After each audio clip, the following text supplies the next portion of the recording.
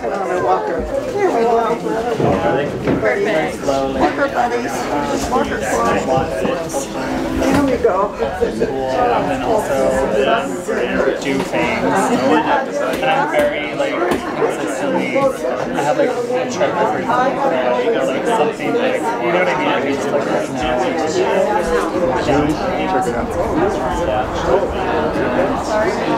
No, it's not bad. It's just like for something. Yeah, it's just dropped it. Yeah, it's just kind of practicing here. Goes out for wine and birthday dinners. This is Rose. Yeah, I know Rose. This is Joanne. Hi, Joanne. And I'm still Marilyn. Yeah, I'm still there. Oh, she's freaked out. She's out of the back. Oh, yeah, she's been on a rampage. She's flipped out. You know, when I got her, I went to the Humane Society, and I'm just sitting out there, and she came running up to me. And they said, oh, she's gone. She didn't like anybody. It took her a month to get used to my mom, and then she finally thought she was my mom's keeper, and she'd sit on her hospital bed. Oh yeah, it says recording right there. I'd like to see your little daughter.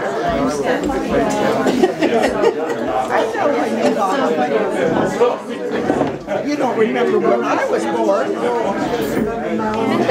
I know it's not a big thing you know.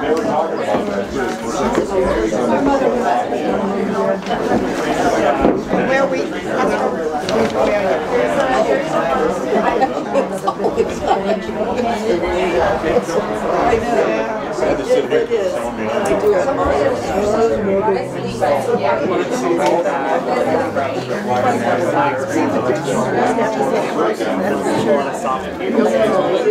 Ready to get started. We've figured out the technology issues, and I think we're ready to go. Let's see if we have enough chairs for everyone. I think we do. Come on up, find a chair.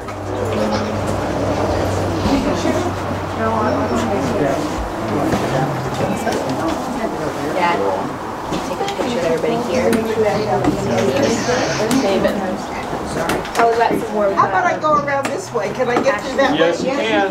Okay. No, I have a chair. My walker. I can't get off of the chair. That's where I got mine. I can't get up anymore. Oh. Without my pillows and my walker. But I'm still here. I got my voice. There's some chairs over here, Teresa. There's some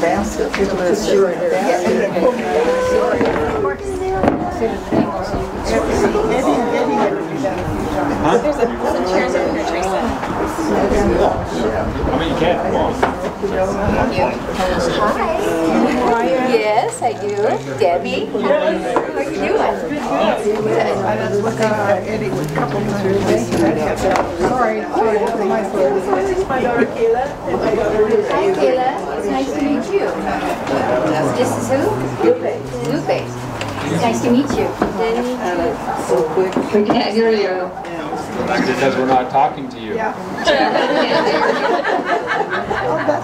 Can you hear now? Mom? Can you hear me now, Mom? She might have the sound wrong. Oh yeah, How about now? Can you hear now? Yeah, we can hear. Yeah, we can hear you. Okay. He's trying to make sure that the people on the Zoom call can hear. Oh, Yeah. yeah. Okay. Where's David? He's in the house. He's probably grabbing something. Well, he has to be here. We're not starting without him. Somebody go grab him. Jimmy, I'll get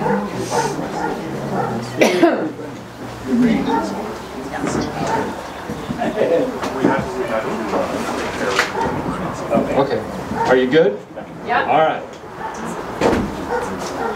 Well, we'd like to welcome everyone here today. For those who don't know me, I'm Jim Hodgson. I am Betty Tyndall, who's Fulmer now, her son, oldest son. and nephew to these 3 beautiful aunts and uncle that we're celebrating today, and have the privilege of just conducting this ceremony and this get-together. So grateful for all of you coming, those who've traveled and taken the time out of their schedules to come and help us pay tribute to some pretty amazing people.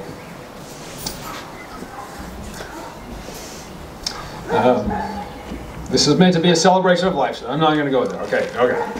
Compose myself. Fantastic women, great uncle, and we're here to celebrate their lives and share some memories and get to know them a little better. I've kind of enjoyed funerals over my life, going to them, because in those moments you learn things that maybe you didn't know about someone and what their life was like, and so this will be a great opportunity for all of us to even get to know them a little bit better as we share some memories.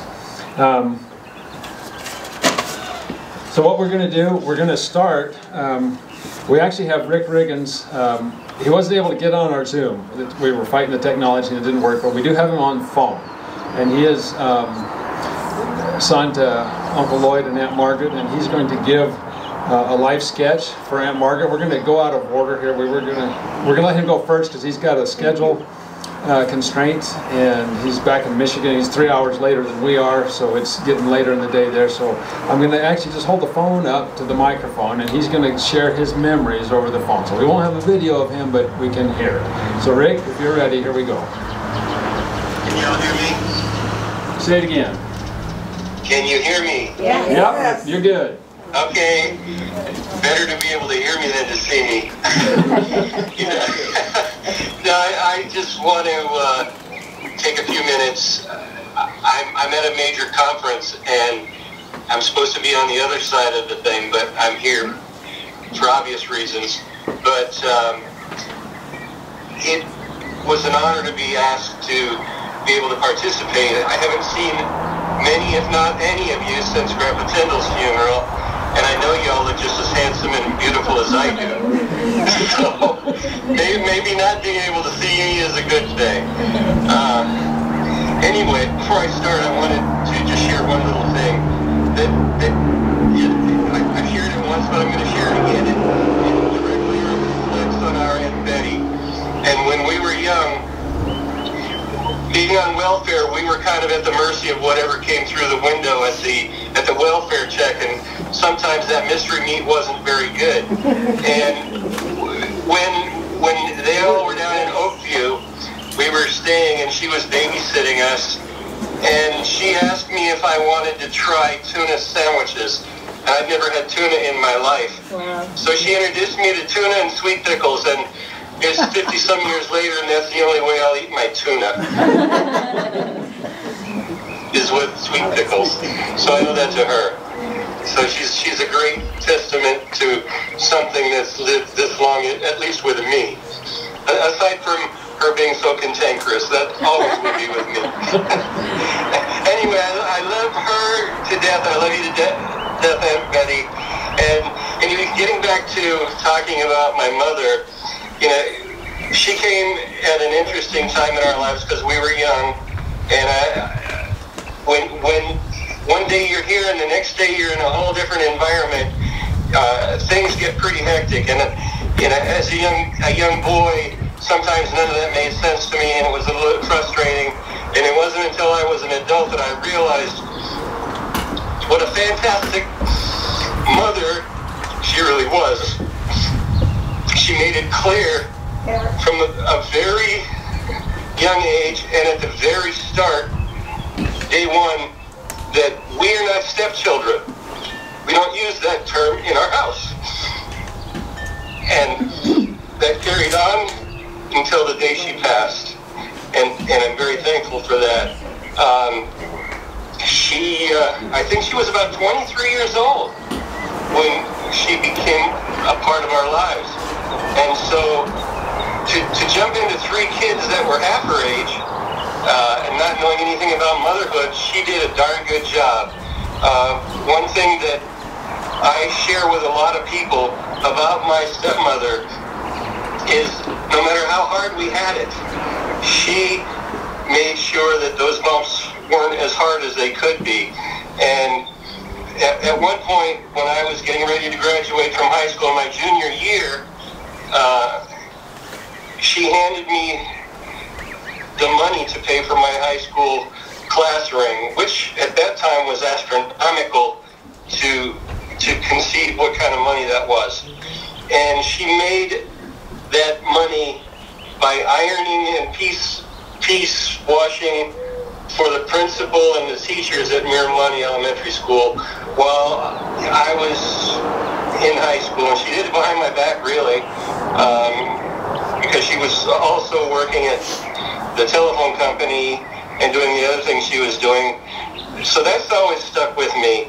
You know, along with the fact that, like I said, she was very young and she was always trying to keep us grounded, keep our faith grounded, and it really paid dividends as an adult. And so I have nothing, now that I'm an adult and I understand it all and I see it all, nothing but admiration for her and everything that she tried to do under the circumstances that she was dealt with as a very, very young lady. And the things that we had gone through, she was a part of all of it, and she wouldn't put up with any guff from anybody. She would just keep us focused. And you know, some things were funny now that weren't funny later, because as I was explaining to Heidi, you know, we used to have, out in front of the kitchen window there was a little retaining wall, and that was kind of our discipline area. And we'd get lined up out there, and Mom would stand there and watch Dad with his little switch, or his little belt. Yeah, his little belt or a switch. And about halfway into the first whooping, I'd say, "Hey, stop! I did it."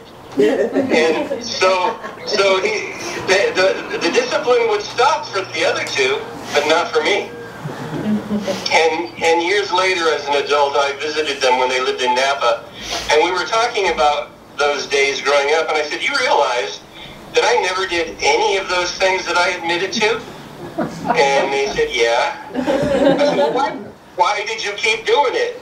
They said, "Because you were dumb enough to say you did it." I'm like, "Well, yeah, you got me there," you know. And I had made a wooden paddle with holes so it was aerodynamic so that the other two could get all these whoopings. And the first time they used it on me, I broke it, and I said, "I didn't make this for you to use on me."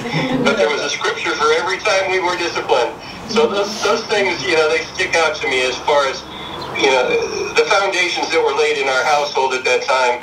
And, you know, even into adulthood and up until the time she passed, I was in touch with her as much as I could be, because during my career I was gone 99% of the time overseas, you know, off the shores of some pretty hostile foreign countries, and the last being Iraq before I retired. But we stayed in touch. I would call, I would check on her, I'd pray with her, and anybody else in the family that really wanted to talk and do the same thing, because I was blessed, you know, because of those foundational principles that were laid from our mother, or your aunt in this case. They stuck with me, and I've been able to profit in my life because of it, not financially, but as an individual, you know, character and morals and everything else based on how I was raised and the principles that were grounded in me from Mom. And I can't say enough about that. So, you know, she had a lot of favorites, but it wasn't between the five of us. You know, we were all her favorite, depending on the day, I suppose. But, you know, she loved Christian music. She sang Christian music. She did, one in particular, she sang a lot to the congregation in our little church, was called Love Lifted Me. And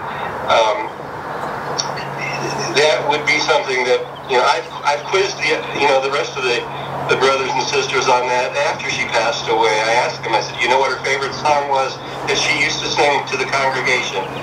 And they were a little bit befuddled about it, and so I showed them. I said, "Well, I can't even tell you the book it came out of, what it looked like, because I wanted to know that song myself. I sing that song all the time, myself, even today, because of the memories of her having the unction to be able to stand up in front of a church congregation and sing it from her heart, knowing what it meant to her. So that's what I think about our mother, and the great things that she did, given the hand she was dealt. And I honestly can't say enough. I know everybody has something they need to share with the rest of everybody there, and I wish I had a Zoom thing so I could watch it, but if I don't get back in this conference, I'll probably get pinged. So I'm gonna sign off and wish everybody well, and if we can somehow keep in touch or figure out another way to get together sometime down the road, and we can make it happen that way. I know it's difficult because we're not spring chickens anymore, but neither were our aunts and Uncle Myron. They were a couple years younger than both of us, I think, or all of us. Yeah, but they would never say that. I mean, for myself, I'm only 29, but you're laughing, but I'm serious. My Aunt Myrtle passed away. She was 98 when she passed away, and for over 60 years when I called her, she would tell me she was 29. And the day when she asked me how old I was, I said 29, and she said, "You can't be, I'm 29. If it's good enough for you for 60 years, it's good enough for me." So that's my story. I'm sticking to it. I love y'all, and enjoy the rest of the time you have together and the things that you have planned. And we'll talk at you later. Okay. God bless. You too, Rick. Thank you so much. Thank you so much. You're welcome. All right, bye-bye. Bye. Okay, that was wonderful. Debbie, you're next. We're going to share memories later, at the end.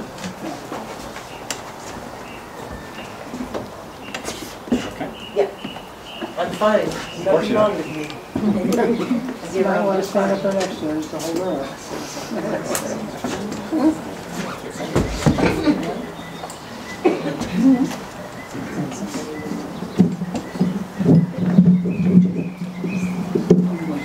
Are you good? I'm just taller than you are. You are taller than me. All the boys are taller than me.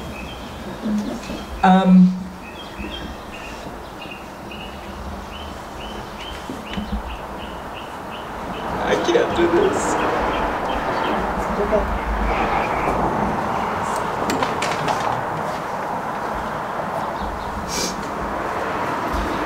Roberta Bean, eldest of 6 girls. There was Roberta, Margaret, Adella, Betty, Susan, and Judy. Unfortunately, Judy died at a very young age. Roberta was born July 11th, 1935, to James Henry Jr., Lillian Pearl.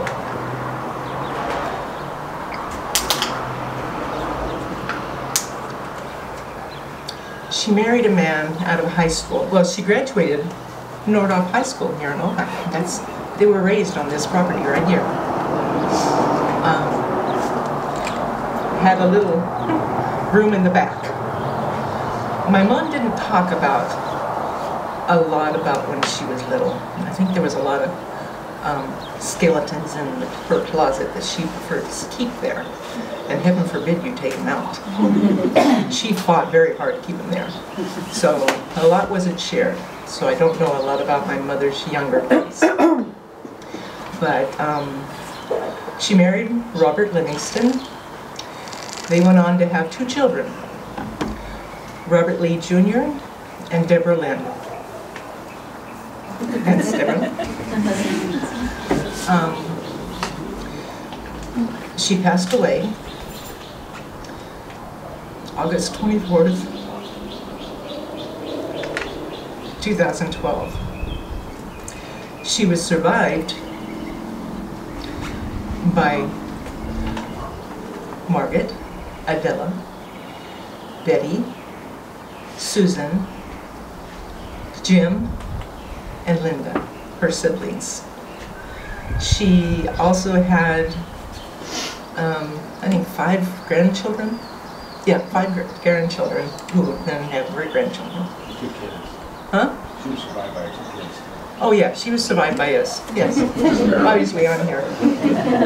Bob's in Wyoming. But as a young woman, she had a very hard life.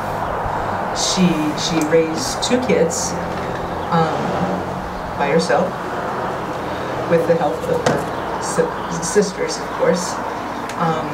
No support from her husband that she divorced. And he abused physically and mentally. But she didn't speak badly of this horrible person that she was once married to. But memories of my mother are too many. But as far as the sister that she was closest to, I have to say, that would be Aunt Betty. Aunt Betty was always there for Mama. And Mama was always there for Aunt Betty. Those two were 2 peas in a pot. But growing up, 3 sisters that were close were Mama, Aunt Adella, and Aunt Betty. You know, we had family gatherings, and they were the ones that would pretty much run things. But all of the Tyndall girls were very strong women, and Ricky, when I was little, I hung out with his younger brother, Roy. And I was in their house over off the avenue. And I looked at Roy and I says, "What's it like to have a stepmother?" And my Aunt Margaret looked at me and she says, "We don't use that word in this house." And I never forgot that. She was never their stepmother. She was their mother, as Ricky shared. But they've all had a very important part of my life. But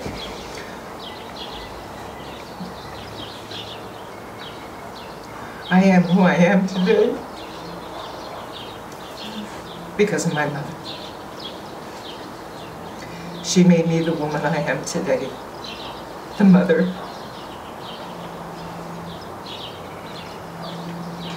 I am today.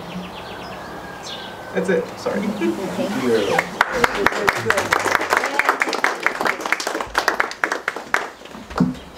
David, you're up. Oh, I'm up? Oh, God. I really didn't prepare anything for this. I thought somebody else was going to do it. I got it all written down here. I'm David. I'm Adella and Myron's middle son. In 1941, there was a war going on. And that's the year that my mother was born. She was born about 20 feet from where she died. But I don't know, there's too much to remember, and there's too many good things to say. She was a mother that was always involved. She didn't just let us run. She was involved in the scouting, she was involved in our school, and if we had a project or anything, she was involved. She was a very hands-on mother, and my father too. They, at a very early age,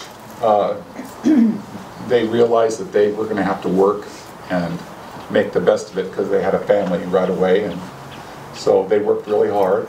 And they had a business that we all worked in, whether we wanted to or not. But there's no complaints at this point because we're all better off for it. I don't know, you know, she's been gone 1 year now, and it really seems like yesterday. But I think most everybody here obviously had some connection to her and know who she was. She was a pretty dynamic human being. She was no fool, and she didn't play, you know, dumb for anyone. And she was a mama bear. You didn't cross any of her kids or any of her nieces and nephews. So anyway, I don't really know what else to say other than she was a pretty involved and a dynamic human being, and I'm very proud. So that's it. Thank you.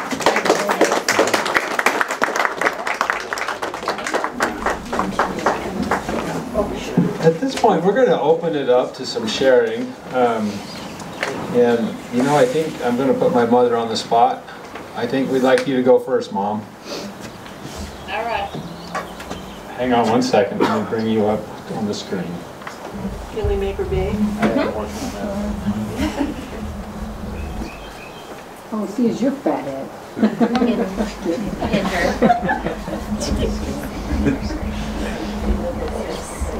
Okay. I'll first start and talk a little bit about Roberta. She was the first child, and Mother and Daddy were living on a little house down on Creek Road in Ojai when Roberta was born. And one of the funny stories I can tell you about her was when she was little and they were living down there, they had a cat. Well, it got really cold this particular day and she wanted to get the cat warm. So she grabbed the cat and stuck it into the fireplace. Singed all the hair off. My mother came in and said, Roberta, what are you doing? I'm getting the cat warm. Oh no. And Mother took the cat, and I don't know what happened after that, but it was just so funny when she told me that. I about died laughing. You don't put a cat in the fireplace to warm him up. You weren't enough. Anyway, she was really good to me. Roberta was, she was like my second mother. She comforted me when things got tough. She was always there to tell me everything would be okay. I did, when I was younger, go to school with her sometimes because she did the washing and of the football players and all that. She did all that kind of laundry after school, and I'd go with her and help her.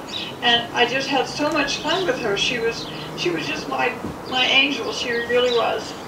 And I loved her so much. And then I remember when her and Robert got married, I used to go up to Santa Maria with them all the time.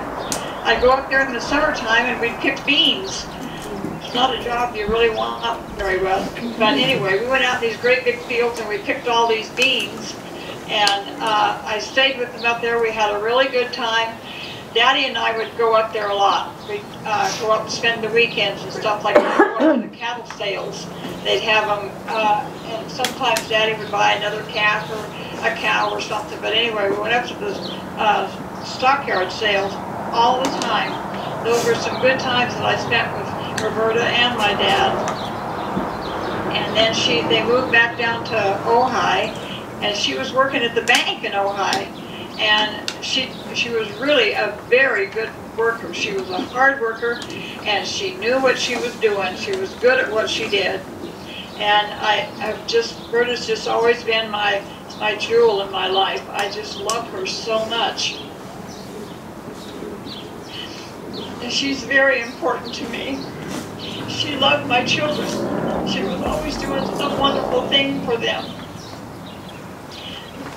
She did babysit them every once in a while, quite a bit. And anyway, I just have to tell you that I loved her with all my heart.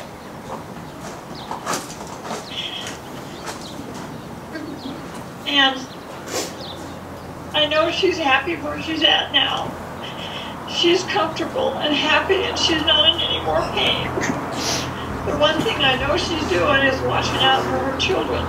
She did that in life, and she's doing it in death. She watches after them and her grandchildren. And Margaret was a lot of fun. We played together as children, and Roberta was 10 years older than me, and Margaret was 8. And so they were kind of old enough to boss me around. So I was always the underdog. And we had a lot of fun playing, and with Margaret, it was my teenage years that I had the most fun with, because she had that new car. She worked for the phone company, and she had that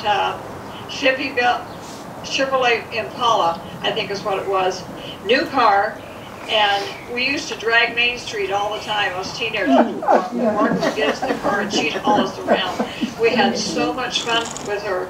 As a matter of fact, my best friend Pam called me the other day, and we were talking about Margaret. She said, "Oh, do you remember when she used to haul us around?" I said, "I do, Pam, I do." And we were talking about all those memories that we had with her, and how we'd go to church and then sneak out of church and haul up and go down to Ventura, and we just did all sorts of stuff like that. And then when she married Lloyd, she brought those 3 beautiful children into the family, and I loved them, every one of them. I loved them so much. They were so important to me, and I know they were to her too. And we never used the word step when it came to those 3 kids. They were ours, period. They were always ours. And Rick, your mother did love you with all her heart. And we had a lot of fun together. Lloyd and I took the kids up to Rose Valley one time. Margaret was working. They were living in, I think, Foster Park or somewhere around there. And I remember going up on that really bad road, and we got up there to the top of the hill, and I think I was the one that slid down the hill, and they had to come down and get me. I don't know. I can't remember exactly, but we had a good time. And Margaret got home, and we were telling her all about it. It was so much fun. And they were raising those chinchillas at that time. I don't know what they were raising for, but anyway, they had a garage full of chinchillas. We had a lot of fun. I just loved Margaret. I stayed with her a lot when I was a teenager after her and Lloyd got married. And then Adella, she was a hoot sometimes. But one thing I remember today, I had forgot about it, but I remember today, she was babysitting what we used to call the 3 older kids and us 3 little kids. And Mother and Daddy were gone, and she was babysitting us. And I took off and went up the street, and I was up at Bonnie Ross's house and horsing around up there. And all of a sudden I heard a car, and I thought it was Mom and Daddy, and I come running down through the back of the property, and I got tangled up in some barbed wire. I got unloose, and I cut my leg, and I ran home as fast as I could. And I got in the house, and Della said, "Oh my gosh, you cut your leg." And I said, "Yeah, I did." And I said, "Let's get it fixed." And so she said, "Well, we can't tell Mom and Daddy, or I'll get in trouble for letting you go." She left that great big gash in my leg. And she tried to doctor it for me. So she gets it all cleaned up, and then I still have a great big huge hole where that scar is. If she had just taken me to the doctor, they would fix it up and I wouldn't have it. But we were afraid to get in trouble, so we tucked it in there and just put a Band-Aid over it. Didn't say one word to Mother and Daddy. And we used to clean the house on Saturday, and she was always babysitting us. And so what she'd do is she'd tell us to clean the house, and she'd go off with her best friend, Marilyn. And they'd play all day, and then they'd come home. And she'd take credit for cleaning the house, and she didn't do anything. We had a lot of fun, though. It was like we were being a kid. You know, I have to say, all of my sisters, we had such a good time. All of us did. And especially when Daddy would get involved and start having water fights with us, because we'd squirt water all through the house, and Mother would just have a fit. And all of us kids would be running like crazy trying to get away from him because he was squirting us. And that usually was a Sunday afternoon treat. And then we'd make homemade ice cream. And those were the days, I'll tell you. Those were the days. And then I can tell you, we used to wonder how come Adella was Daddy's favorite. And she was. And we never understood why. And then, when we got older and understood the dynamics of why it's important to have the father, with the mother when the baby's born, it makes a whole difference in the between the father and the daughter. And so Daddy was there. The night Della was born, there was a blackout. World War II had just started. And so the doctor, they couldn't get her to the hospital. By the way, we were living on Tico Road by the time she came. And they couldn't get her to the hospital, so the doctor had to come out to the house. So Dr. Drace came out to the house, and my dad assisted him in delivering Della. So we then understood the difference in how he felt towards her as the rest of us. He couldn't even be in there with us for 10 days. Della, he was there immediately, and I realized at that point the importance of having the father in the room with the mother when the child is born. And so we never felt bad about it because we began to understand it. But I don't know, Della and I had a lot of fun. We did a lot of crazy things. They bought this old Caterpillar. It was a beat up old piece of junk. And we'd make Myron go out there and fix it up so we could go all around town and play and do whatever we wanted. When it broke down, we'd make him fix it again. We just hooted all over town. We'd take the kids sometimes, but we had a lot of fun. And another fun memory of Della and Myron is they had, Myron had fixed up this scooter, a little, I don't know, what do you call those little push, I don't know. Anyway, it was a little, I can't even think of it. It's too bad when you get old, you remember, you can't think of nothing. Are you talking about the go-kart? Yeah, go-kart, that's it. Well, Kim wanted to ride in it, and Myron said there's no gas. And so she went out, opened the gas tank, and filled it full of sand and rocks. Oh, you got that from Bob. Myron's got gas in it now, we can go play in the go-kart. He goes out there and he goes, what did you do? She ruined the go-kart. Oh my God. I don't know whether, I'm not sure which one it was, I think it was Kim, decided that the garage needed to be painted, so she found some red paint out there and painted everything in the garage red. I was just trying to help all the time. Jill and Myra just go crazy when she'd come. She'd just put your hands in everything. So, I don't know. Jill and I, we were really close in a lot of ways. And I remember when they built the house across the street there on Fraser Lane, and how proud she was of it. I made her that, you asked me about that Brazilian embroidery pillow, David. I made that for her for their housewarming, when they had that housewarming from the house she built across the street. Yeah. I made that specifically for Della. And so, I gave it to her, and she always had it on her bed. And then I made a little wall hanging for all of my sisters, and it said, Sisters by Chance, no.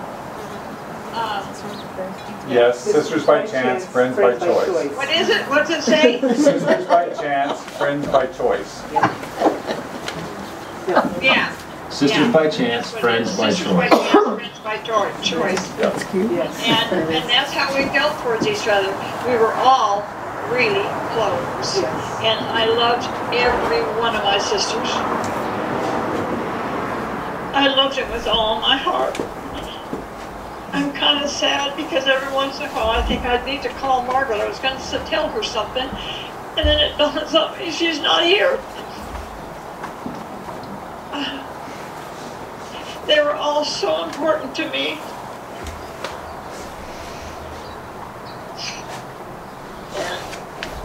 I had written some notes down here of things I was going to tell you about them.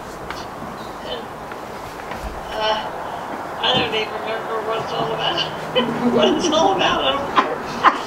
Anyway, it's hard for me to think of a lot of memories. You forget as you get older. If you don't write it down, you forget it. So you've got to keep a journal, and I didn't do that. And so I'm very ashamed of myself for that. And but anyway, I love my sisters. We all had a special place in my heart, each and every one of them. They had a special importance to me. and we each and every one did different things for each other, but we were always thinking of each other.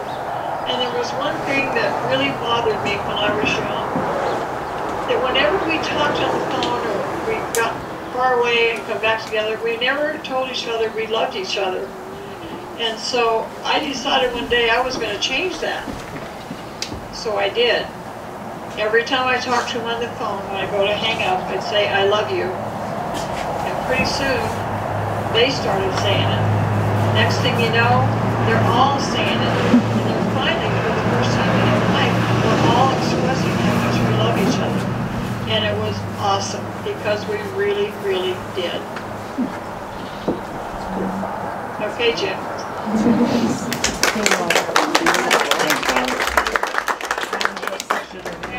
For me about my sisters, just ask it and I'll tell you. Who's that sister?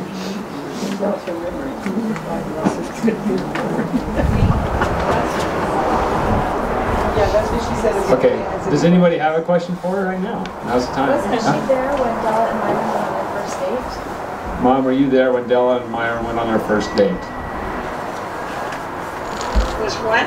Were you? Oh, their first date? Yeah. Oh yeah, that was a hoot. Myron had come to pick her up. He was in the Navy at the time, and whenever one of us girls would have a first date, we'd all gather around and we'd help each other get ready. So we were helping her get ready for this awesome date she was going on with this handsome sailor. And so he comes to the door, and Della hollers out, "Where's my shoes?" I think it was Judy that hollered out, "They're sitting on the kitchen table." You're going to see the look on Myron's face when he heard that. What have I got myself into? It was so funny. So she goes, "All right, I'll get him." So she goes and gets him off the kitchen table, sits down and gets ready to go. And I know he just wanted to run. But he didn't. He was stuck with her. He had to had to go on a date, and so they went on a date. And then when they got married, I was a bridesmaid. No, not the bridesmaid. The maid. The bridesmaid. I was one of the bridesmaids. And then when Roberta got married, I was her flower girl.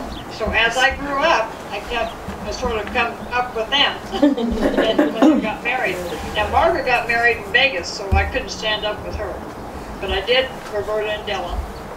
Any other questions? No. Thank you. Yeah, I think we're good. Thanks, Mom. What? We're good, thank you.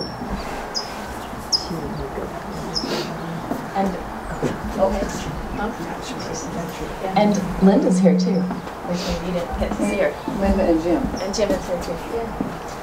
Unfortunately, they're not dead. Jim, is there any more questions? Not at the moment. But hey, just stay on. There may be something come up. All right. We're going to open it up now to the rest of us to share any memories anyone feels like they would be willing to share about any of the individuals we're celebrating today. So I'm going to move away from the mic. It's not scary. It's just so we can all hear. Yeah.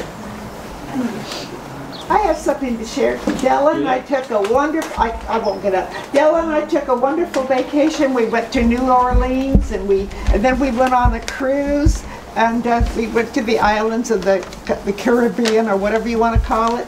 And we just chunked along. We just had a wonderful time on that cruise ship and at the New Orleans. And we got to go in and look at all of the things they make for the Mardi Gras, you know, and she kept saying, "I've got to take David here.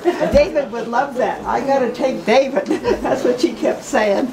And we had just a great time, okay? It was the only vacation I could bribe her to go. And you were friends your whole life. Yeah, but she wasn't a traveling person. She kind of was a home. She loved her boys and the home and the business, and I wanted to chunk all over the world, you know, and I was trying to drag her with me. One time I got her to go, and I'm so happy about that. We just had such a good time.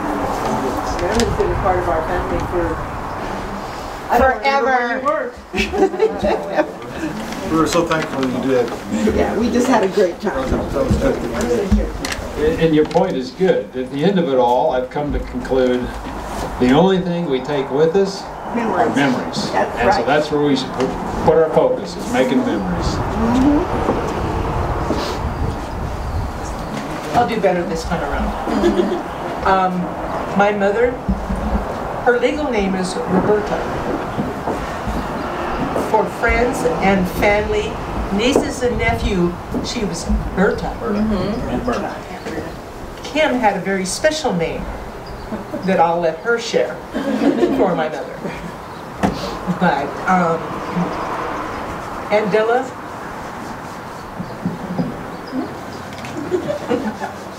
my memory of Aunt Della was she was always there for me. She was always the emergency contact for my schools. If anything happened that I needed to be picked up, she was there, never questioned. One time in a junior high school, it was after my great-grandmother had passed. And, you know, when you're in junior high school, your emotions are crazy, whether you, anyway, it doesn't matter. And I decided I didn't want to be there. So I went to the nurse and I said, I want to go home. I can't stop thinking about my grandma, my great-grandma. And of course, they encouraged me to stay, you know. And they called my Aunt Della, and my Aunt Della says, no. She wants to come home, she's coming home. I went home and to Aunt Della's house, the old house on Fraser, and we made cookies. I think they were chocolate chip. I don't remember what they were, but in that little kitchen, because it was a small kitchen, compared, we made cookies. My Aunt Margaret's. I never make peanut butter cookies that I don't think of my Aunt Margaret's. The house over here, she used to watch me when I was little, and I can, to this day, can picture her at the ironing board with a bottle and a sprinkler ironing. That's I mean, no spray balls. No, it was a sprinkler. I think you said you had one, right, Dave? I still have one. Yeah, that's, I can remember my Aunt Margaret at the ironing board ironing. Another time was, she was making cookies. Peanut butter cookies. She was making them for Lloyd's lunch. Because, you know, I was inquisitive. I was always the nosy one. I was the only girl at that time, and extremely nosy. What you did? And the fork. Remember the state peanut butter? Commodity. It was the state peanut butter. Oh yeah, commodity. yeah, That's yeah. what I like the peanut butter cookies. Yeah, In the can. yeah. It was in a can. Yeah, and yeah, the surprise meat, yeah. It was always in a can, yes, and you didn't know what you were getting back then, not like it is today. And you went and picked up your commodities. They weren't delivered. So it was a different time. But yeah, they were three amazing women, and yeah, Berta, Margaret, and Della. You want to share? Go ahead. Debbie? What, Aunt Betty? Yeah, hi, honey. Is this? I just wanted to tell you, sweetheart, how much your mother loved you and what a wonderful person she was for you children. I loved you too, and I can tell you right now, I was always there for you, for Bob, and for your mother. I know you were, Aunt Betty. I loved you deeply. I still do. And you did a really good job, sweetheart. If I could be there right now, I'd give you the biggest hug in the world. I miss you. I got it in the mail. It's coming to you. You're in my heart always. You know, you always were my favorite.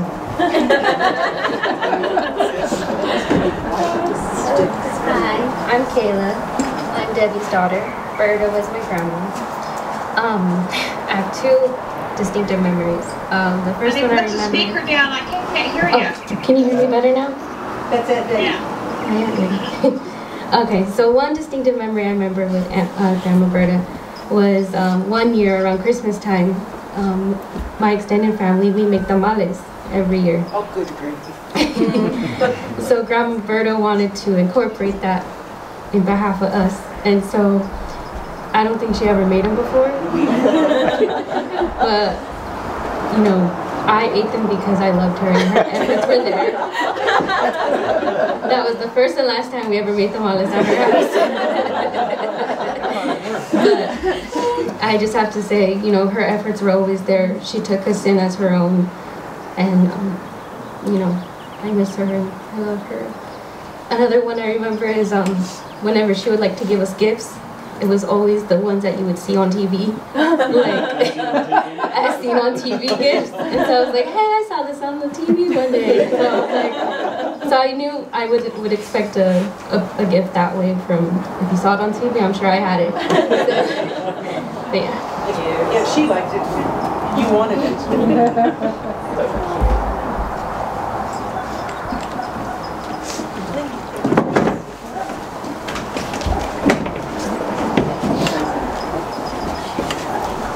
I'll share something briefly. So Betty is my grandmother, so the rest were my great aunts and Uncle Myron. This has been a great week chatting with David about the lives of all of our family members, and I would say they had hard things, some very difficult, traumatic things. They went through deaths and divorces and abuse and losing siblings and children and heavy, hard things. But what I knew about those aunts and uncle was how much they loved people. I was a random kid from Utah, and I would come out and Myron would whip out the cotton candy maker, right? And he'd help illegally download DVDs for us, you know, to make sure we had a good ride on the way home. And Della always made sure we were fed and then overfed. And she would go and buy giant king-size candy bars or stock, you know, any treats, so we could just have free access to all these goodies that we didn't normally have. And one year, I have 8 siblings, there are 9 of us total, and she paid for all of us to go to Disneyland because that was such an important part of her children's life and it being, you know, having a magical childhood. And I remember just being blown away at how kind that was. And always willing to put us up, give us a place to stay and feed us. And I didn't know Aunt Margaret very well, but whenever I met her, she was just funny. She would say, kind of in a, like, oh, these terrible things are happening, but it was so hilarious. She would be just so cute about, even complaining about the aches and pains of getting old. She was just darling. And Aunt Berta, she came and visited us in Utah once, which was such a rare treat. And I remember that Christmas, just having visited us for a couple days, she sent a massive box, massive, full of a present for all 9 of us and our parents, and treats and goodies, and the packing peanuts she used were rolls of toilet paper, which I thought was hilarious and brilliant, because there were 11 people in that household. She knew what we needed. But anyway, just despite any hard things they went through, they chose to live with love and with making people feel warm and welcomed. And so I love that legacy that they've left, and I think that's all of us to bring forward, right? To keep loving each other and being kind whenever we can.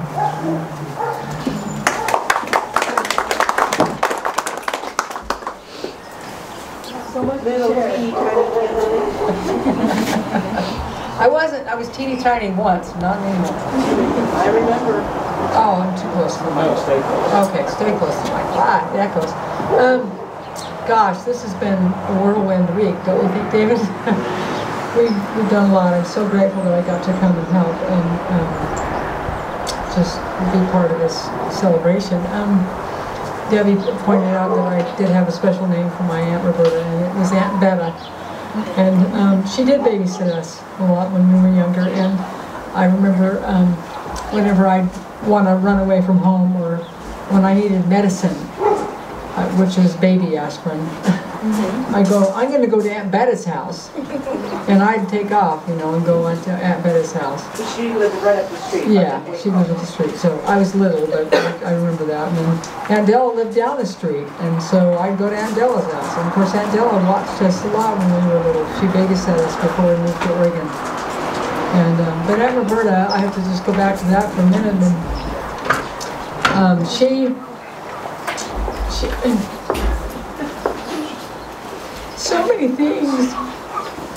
Kaya talks about the Christmas presents. There was times that when we were really poor when we were young, and it was really tough at times. And I remember when we were in Oregon one time, my mom, we literally had nothing, and I mean, our heater had gone out in our house. We were living actually in a condemned house, and it was really a tough time. And we got a big package from my store for Christmas. And my children and my nieces and nephews and my siblings know this about me, but I don't do surprises real well. I just like, let's just open it up now. In October. Do what? In October.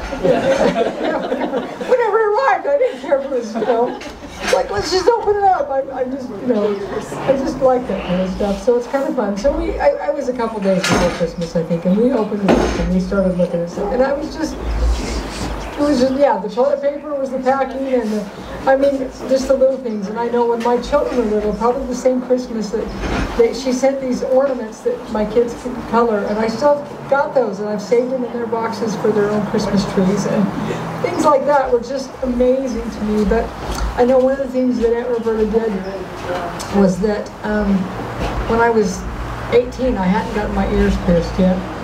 And she was in Oregon at that time for a little bit. She said, let's go get your ears pierced. Okay, so we went and got my ears pierced, and it was just so fun, and we just had an outing, and I just have so many memories of Aunt Roberta when I was young. I don't have as many as Aunt Margaret, but I do remember the peanut butter cookies. I do remember those.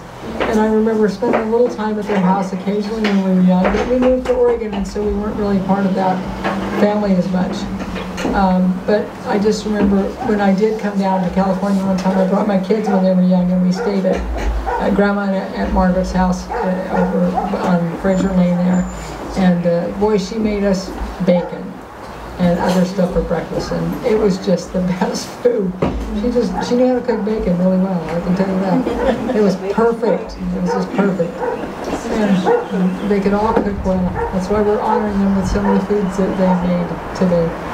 And Uncle Myron was always very forgiving of all my antics, and I really did just want to help. I mean, I just was like, well, there's a problem, and I can fix it, and that's kind of what I do now in my life. I try to fix everything. And so it was just my nature, I guess, but, I wasn't being mischievous, although I was a rotten kid. and David and Tom and Jim and Penny, they used to like to, put me in the rabbit cages and under the house. And anyway, that's another memory for another day, I suppose. So Uncle Myron was very forgiving to me and treated me, he was always kind, and like I said, with all the, like Kaya said, with treats and just different things. Aunt Della too, and that brings me to Aunt Della. That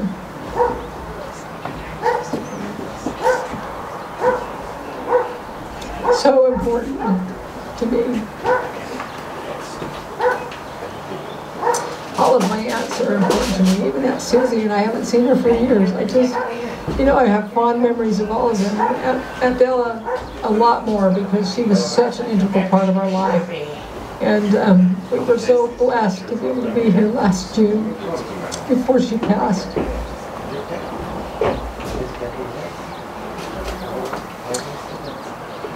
I could tell all the stories when I was a kid that I was, she took me to, what was it, Hi-Ho Burger, and they were all jealous because I did whole little things, but the boys were all like, how come, you've been a Hi-Ho Burger? Because they saw the wrappers, and they were unhappy about that, to say the least. And I was just her little girl, I guess, she treated me like that, and I was just part of the family in that way, and she just always, I just loved her so much, and I just could spend hours with her. And I remember I came down for Tom's celebration. I was here at the house, and I just sat down with her, we were talking, and she shared some of the hard things that she dealt with in her life that somebody else talked about, and really hard stuff. And I just love you so much. And we just cried together, and I just remember those things. And I just, my whole life is filled with memories, so I don't want to take any more time, but I just know that they're all there together with Aunt Judy and Grandma and Grandpa. Celebrating their sisterhood and love for each other there. So, I love them and love all of you. I'm glad you came.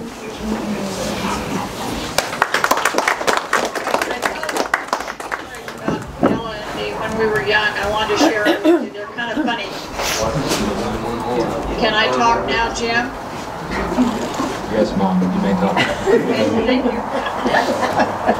Well, Dylan and I got together one day, and we had this little red wagon, and we were around town, well, not town, it was just around the neighborhood, and we saw up on the corner these great big avocado trees, and both of us looked at each other and we said, our mom loves avocados. So we took that little red wagon, got in the middle of those avocado trees, and picked that wagon full of avocados, and then hauled them back down to the house.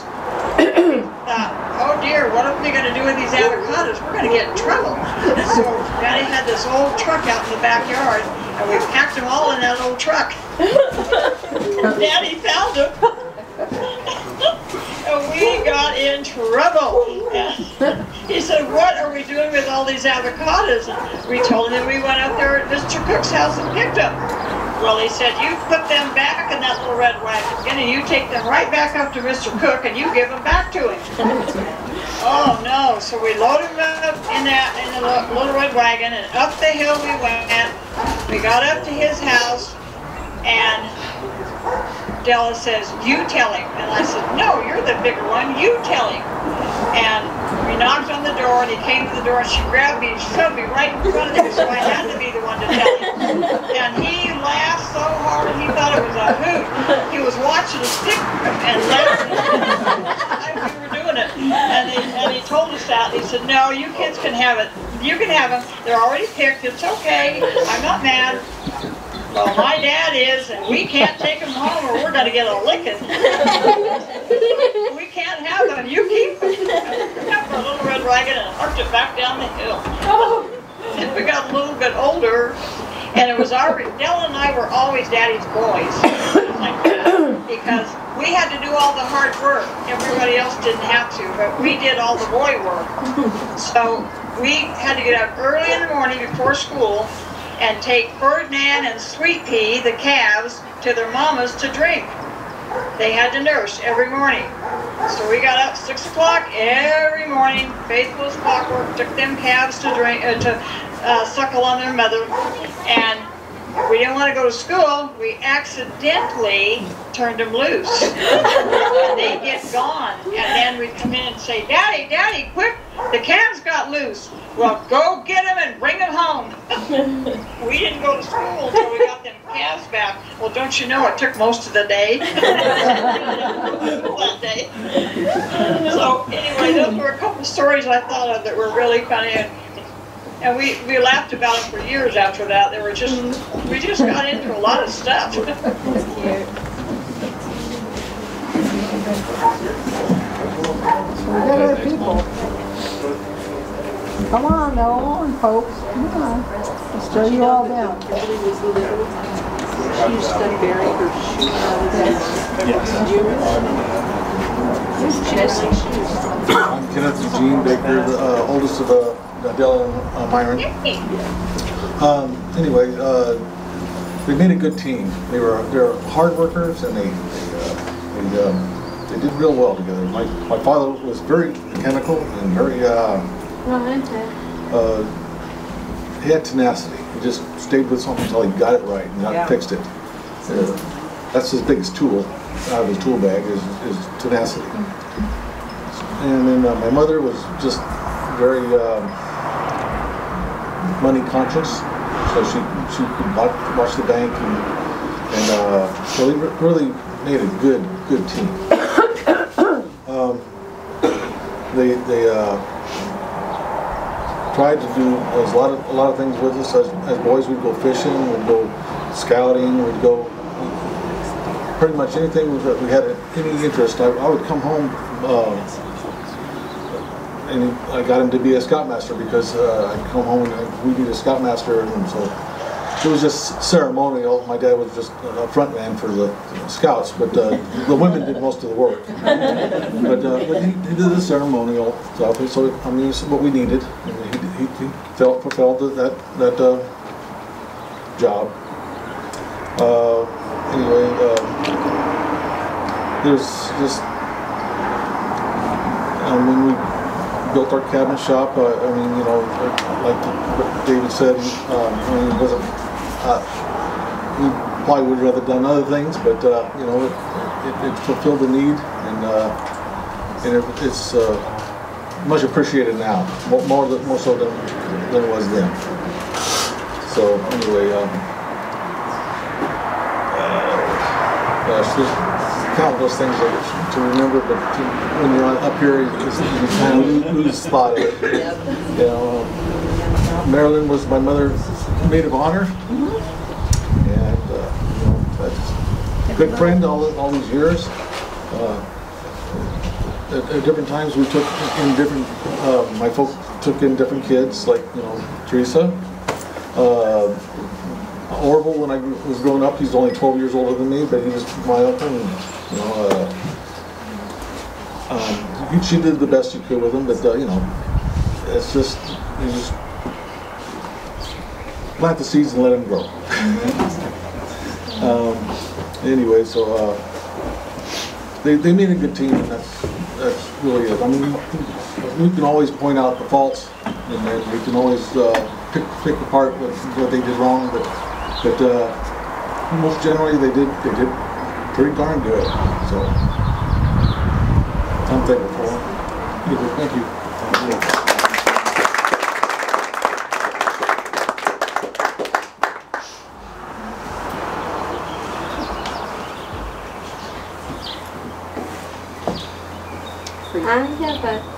Okay. What are you going to talk about, Lupe? What are you going to say? Okay. Not about your game. No. Okay.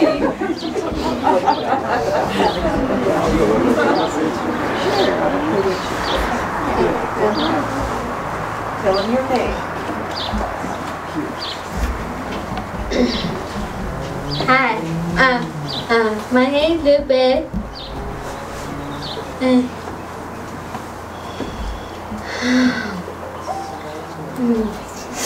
Hi, Daddy. She's cute.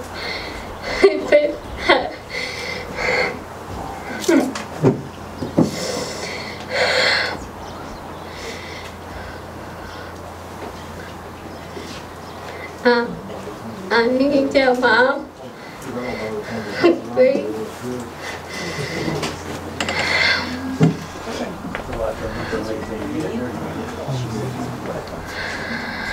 When she says my mom, she means her grandmother. Because whenever I spoke about my mama, I always said my mom, my mom. So Lupe always referred to my mother as my mom, my mom. Okay, go ahead. I'm good. You're good? Yeah. Okay.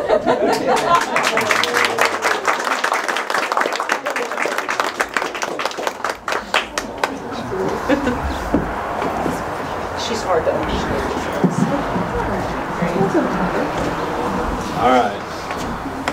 Actually, when is Another time. She'll tell you all about it.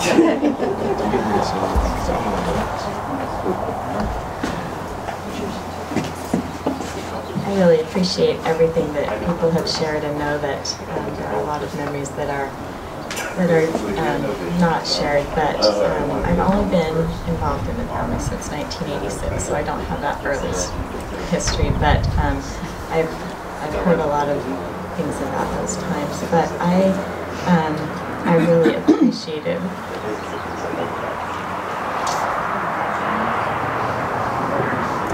how welcome y'all made me feel.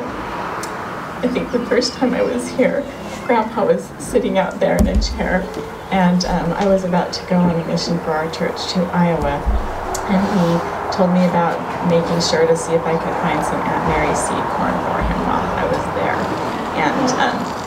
And he was really kind to me.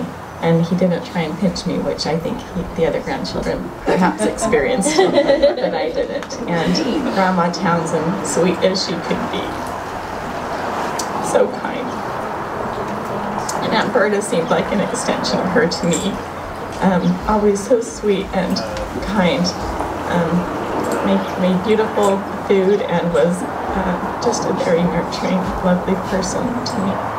And I was impressed at how Aunt Margaret cared so much for Grandma Townsend and how much she just treated her with kindness and tenderness and respect.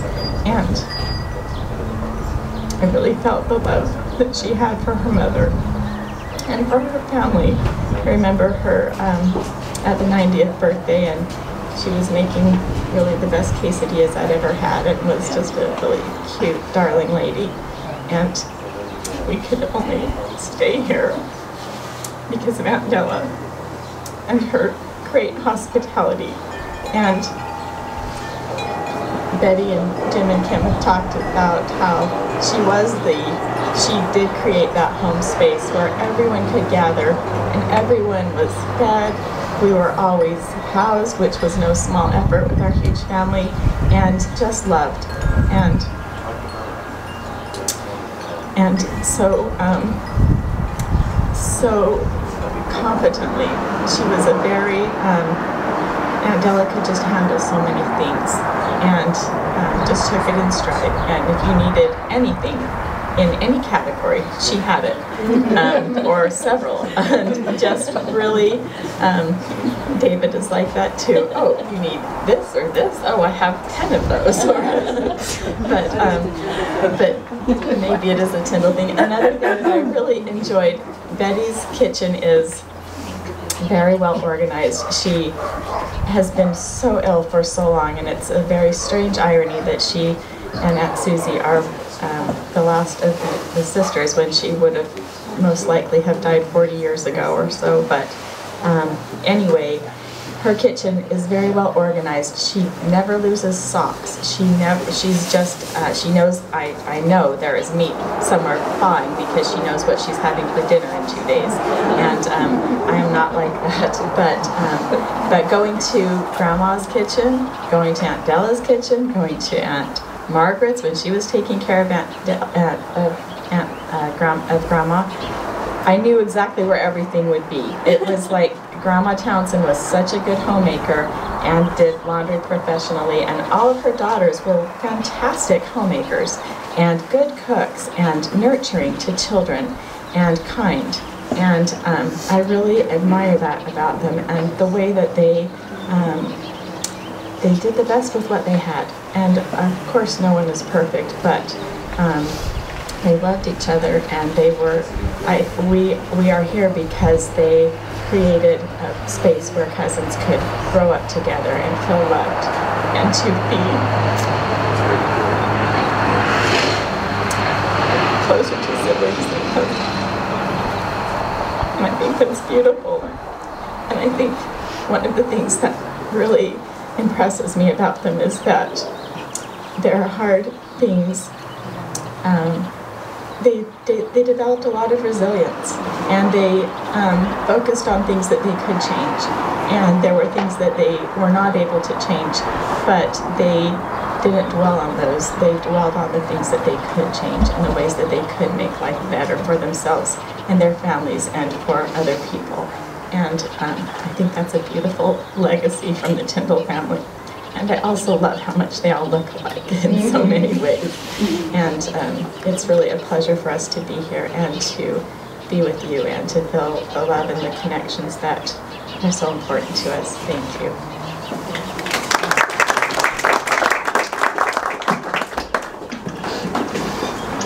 Okay.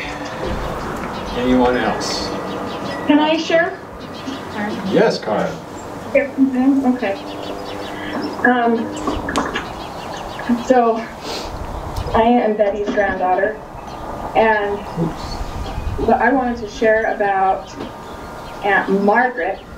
I only really knew her when we would go to visit Great Grandma Townsend, but I remember that she would take me into her room, and it was, like my mom just said, so clean, so organized.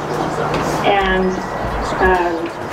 she took me in there to show me all of her beautiful earrings that she had. I remember these beautiful blown glass little hummingbirds, and I just thought that Aunt Margaret was just very stunning and had just those beautiful little things.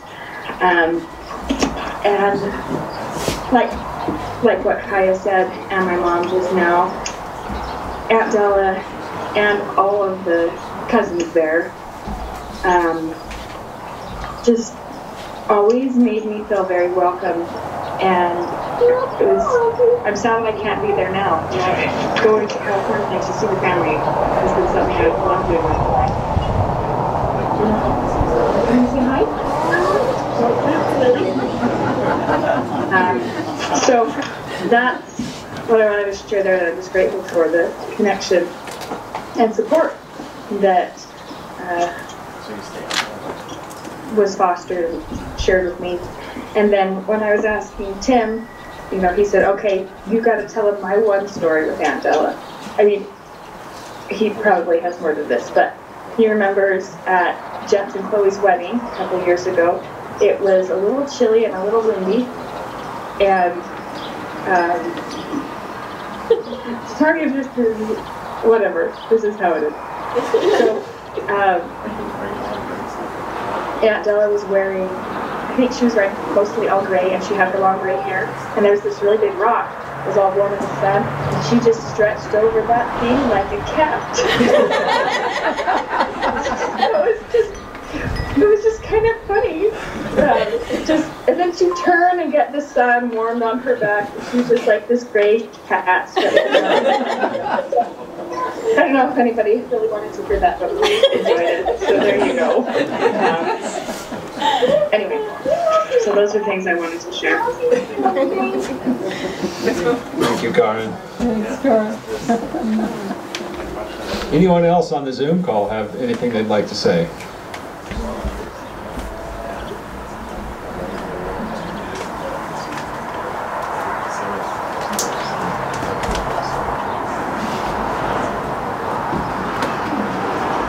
All right, and then I'll take a moment, because I have control of the mic.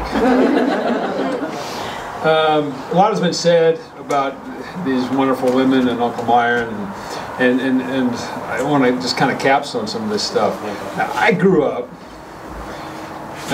with cousins, right? I mean, we were as close as brothers. We just did everything together. And as you're growing up, you know, what you experience is normal, right? You think that's normal. Well, then I grow up and I move away, I go living life, and I find out that a lot of people don't even know who their cousins are. And it was so foreign to me. I was like, you don't know your cousins? I mean, it's like they're supposed to be like your brothers and sisters, you know? You're close. And it kind of blew me away. I didn't realize that a lot of the world lives that way, you know? But it's because of these sisters, right? And how important family was to them. Family vacations are to go see family, you know? You know, okay, we finally figured out, yeah, you can go somewhere else, you know, you can go to mountains, you can do different things, but primarily it's to go see family. And that's what we always did, what they always did, you know, and we were just always close. And so I attribute them for that and making it that way for us. So now, Aunt Berta. I remember as a kid, she babysitting me when she was living up at the end of Fraser in Lorraine's triplex and playing the game Sorry with her. I don't know. I just remember it. It was fun. And I think there might have been some mac and cheese involved too. So sweet. Always so kind to me. Always so kind to me. I have a sickness about old Ford trucks. I love them. One day I'll actually get one running. But in high school, I really wanted a 1956 Ford F-100 truck. And I had a 59 that I'd sold, and I had a little bit of money, and I'd found one down in Pasadena. I didn't have quite enough money to get it. And Aunt Roberta loaned me the money to get that truck. And I promptly paid her back. But I still have it. It's still not running. I got it running once, and then I left it in Utah over a winter. They got really cold, and it broke the block and ruined my engine and another story. It had been mentioned that the gifts that she sent to our family at Christmas time, it was such a treasure. We always just treasured our time with her. And Aunt Margaret loved her. It's just another memory, right? I'm just pulling these out because they're fading as I get older. But I remember at the house over here, lunches, peanut butter and jelly sandwiches with the crust cut off. Got the crust off. Anyway, Wonder Bread with peanut butter and jelly and crust cut off. You know? But it was always fun. She always loved us. Was always so kind. And Adella, what can I say? Most of you know, or if you don't know, when we were younger, my mother had to work. We were a single parent home. And so we needed someone to watch us, and Adella stepped up to the plate and was the one that did that. And so she babysat Kimberly and I when we were young, and she basically became a second mom. Yes.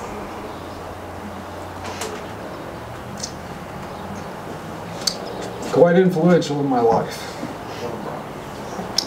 And as I grew older and got to know her more on a peer level, you know, she continued to teach me things. I guess some of the things that I took away from the experience growing up in this family is, you know, on Fraser Lane, these gatherings like we're doing today always happened there. And I remember getting all the wood trimmings, you know, from the cabinet shop to start a big fire, and Uncle Myron would grill steaks for us. I think he always overcooked them. Now that I've grown up and I've learned how to cook steak, I think they were always really well done. And Aunt Berta's beans, I mean, just all of it. And we had these I just remember happening all the time. It was a very common thing, and we always gathered there. I do remember one time, this is a tangent, right? I'll just share this story really quick. Microwaves were new at the time, you know, they'd just come out. And so while everybody's outside having a little gathering, Tom and I went inside. It's like, hey, what would happen if we put a banana in the microwave for 5 minutes? It was just one of those family gatherings, you know, that Tom and I did that kind of stuff. Anyway, it was interesting. It blew up, got really big, and then it shrunk, and it just burned, and it stunk up the whole house, and we got in trouble. But it was fun.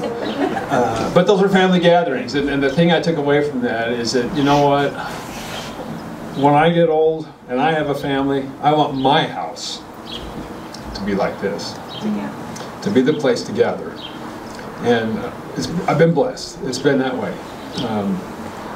But it's because of that example. That's what I wanted to do. I wanted to be like Adella and Uncle Myron and make my home a place where everyone could come and feel welcome and loved and have those good times. And that's been a great legacy. Another thing I remember her teaching me later on, you know, is sometimes people need help, you know, and a saying she told me once is, you know, it's better to offer a hand up than a hand out. And I thought, well, that's some wise words right there. You can help people lift them up from where they're at instead of just giving a hand out. And I've tried to apply that in my life. And lots of things, but just pay tribute to these amazing women that did so much for me, for all of us, and my wife Heidi mentioned it. You know, they had some hard things. Their life is hard. It's the way it is. I mean, we all have hard things in life, you know. And they had some particularly hard things growing up, and as life went on. And I think they really exemplified something that I think is super important. And that is, our past doesn't have to define our future, right, or who we are. And life is made up. I like to do this analogy of a brick house, right? You make a house out of brick, and a life is made up of choices. Every day, if they estimate we'd make over 3,000, 3,500 choices a day in our life, right? And so if you look at a choice as a brick building a house, right? Our life is made up of these brick choices, and every day we're making choices. And we don't have to make choices in the future based on what happened in the past. And we can redefine what that house is going to look like, what our life is going to look like based on the choices we make. And I think these women showed us how to do that. You know, hard things, yeah, but I can make choices to change it in the future. And I think that's a powerful lesson that we can all take from the legacy that they left for us. And with that, I think I'll be done.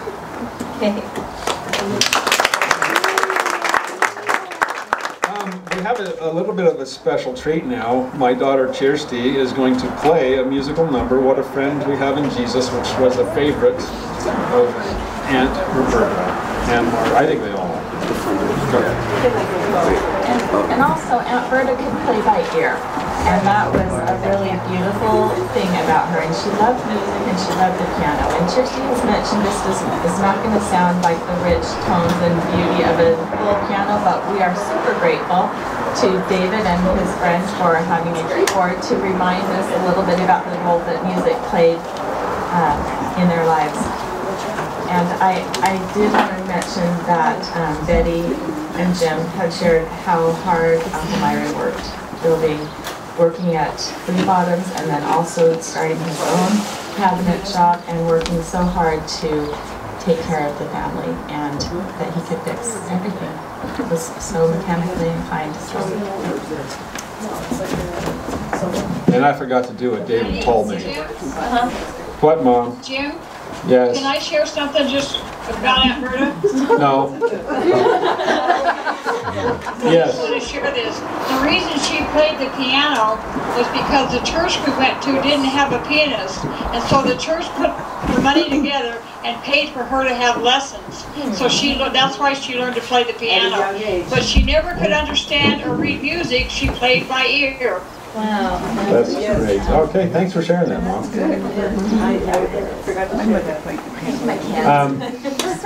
I forgot, like Kenny, you get up here and forget what you're supposed to do. David asked me, just be sure and thank you all for coming, and thanks to all those who came and have helped so much to put this on. And thank you to David. And for the food.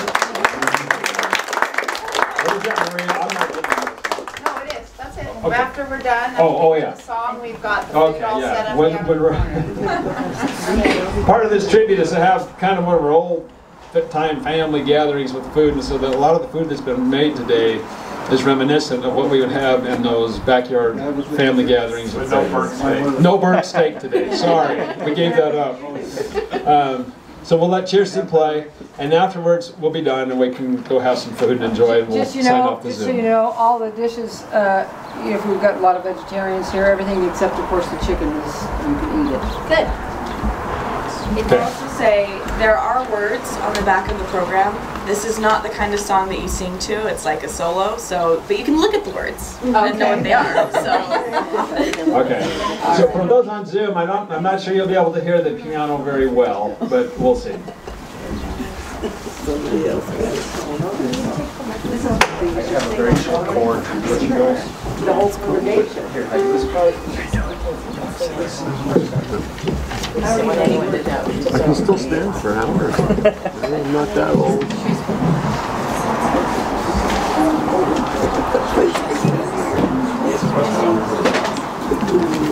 Good job.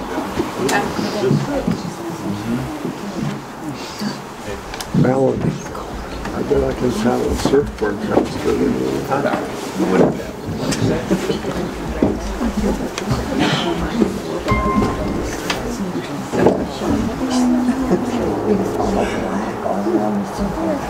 think she looks good. I think she looks cute.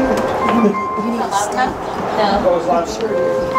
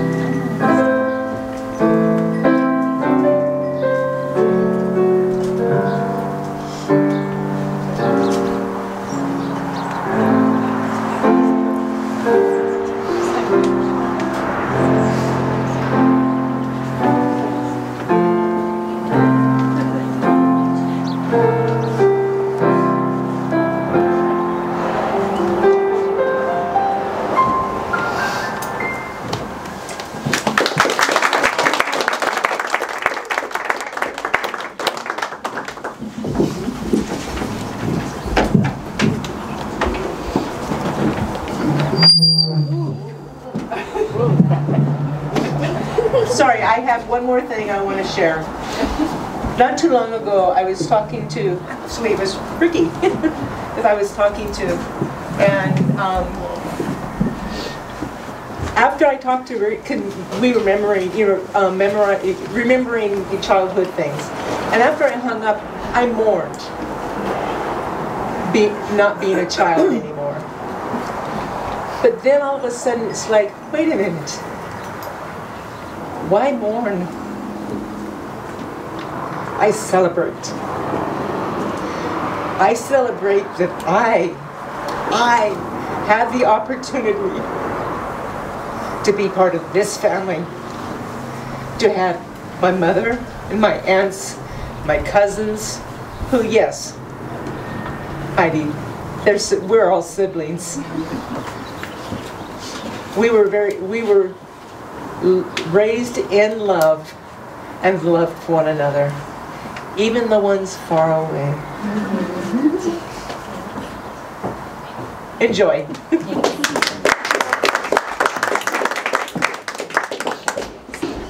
I think it would be appropriate to close this with a word of prayer and a blessing on the food, if that's okay. And I don't mind doing that myself. Our most kind and gracious Father in heaven, we are so grateful today, so immensely grateful today to be together as family and friends to celebrate the lives of Roberta and Margaret and Adella and Myra. And we're thankful for the legacy they've left behind for us, and that which we've learned from them that we can carry forward in our lives. We ask you to bless us all to maintain these memories and live our lives in a way to give honor to them. We're grateful for the food that has been prepared for us, and ask thy blessings upon it. And we say these things in the name of thy Son, Jesus Christ. Amen. Thank you all for coming. Thank you. Okay, to everybody on the Zoom call, we're going to sign off now. Thank you. Go have a great lunch.